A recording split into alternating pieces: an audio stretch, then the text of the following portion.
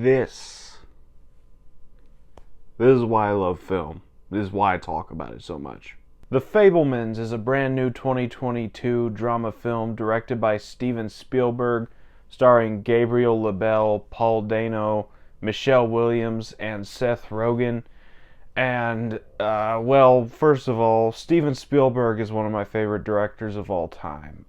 He has made some of the most timeless classics in film history: Jurassic Park, Jaws, E.T., the original Indiana Jones trilogy, plus Kingdom of the Crystal Skull.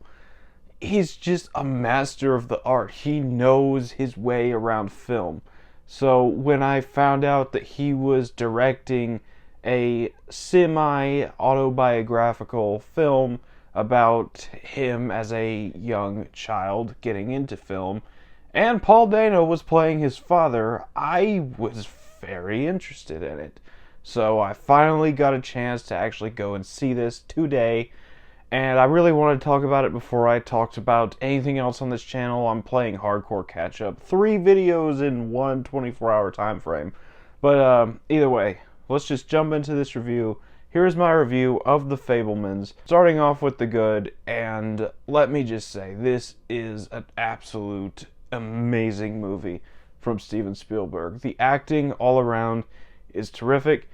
First, you have Gabriel LaBelle as pretty much the young Steven Spielberg in this movie, and he does really great. I haven't seen him in anything else, but I thought that he did an amazing job in this movie. I'd really like to see him in more stuff. I'd like to see him collaborate with Steven Spielberg some more later on down the road. Just did an amazing job. He captured the emotion and the wonder of a young film fan who wants to be a filmmaker perfectly, because I am the same way. I'm a young film fan who wants to make films, and I related to this younger version of Steven Spielberg in the film. And then you also have Paul Dano in this movie, who is a very underrated actor in my opinion, and he does a really good job as well.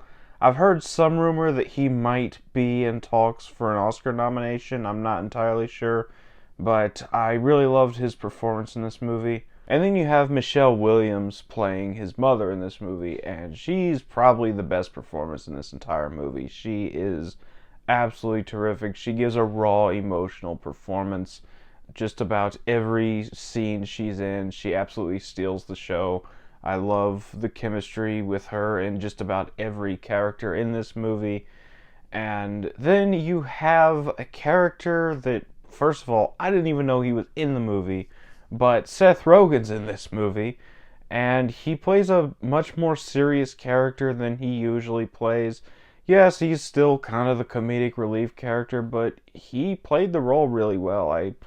I'm not a huge fan of Seth Rogen and his screwball comedy, but he did a really good job in this movie. He's not in it a whole bunch, but he's still really good in the scenes that he's in.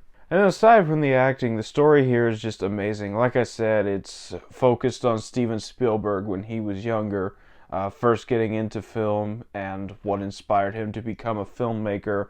I just really love that whole plot and that whole story. Some might say this movie's overlong, it's 2.5 hours, but I felt like the runtime flew by. I actually left the movie wanting more. It was just an amazing look at Steven Spielberg's younger life. I don't know how much of this is accurate and how much Steven Spielberg changed, but it was still really good and really effective. The camera work is amazing. The editing is fantastic.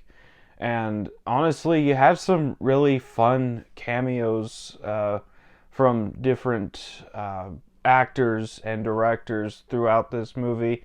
There's one or two, not a whole bunch, but there's one really good one near the end of the movie that I had to look up because I wasn't exactly sure, but that it was a really good cameo near the end of the movie. And then you have the score and the soundtrack. As with a Steven Spielberg movie, always terrific, always magnificent. I love the score and soundtrack in this movie. And that's about all for the good. Let's go ahead on to the bad and get out of here, because there's nothing bad with this movie.